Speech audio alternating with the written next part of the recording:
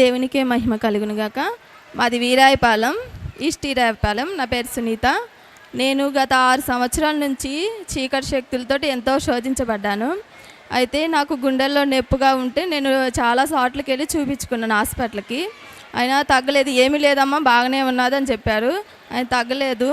అయితే నేను తగ్గలేదనేసి ఎన్నో అంతరాలు వేయించుకున్నాను, ఎన్నో గుళ్ళు చుట్టూ తిరిగాను, ఎంతగానో బాధపడ్డ అంతరాలు చాలా వేయించుకున్నాను.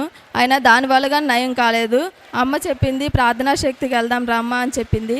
ఎప్పుడైతే నేను ఇక్కడికి వచ్చానో దేవుడు నాకు స్వస్థ కలిగించి ఇప్పటికైతే నాకు ఏమీ లేదు, బాగానే ఉంది.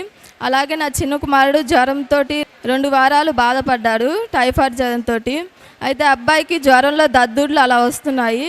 వచ్చేసరికి మేము హాస్పిటల్లో 5 రోజులు ఉన్నాము. అయినా తగ్గలేదు. నేను ఎప్పుడు ఐఎస్ రక్తం రాసి వచ్చి సాక్ష్యం చెప్తానని ఒప్పుకున్నాను. దేవుడి దయలో తగ్గింది, సాక్ష్యం చెప్తున్నాను. దేవుడి సాక్ష్యం దీవించును గాక.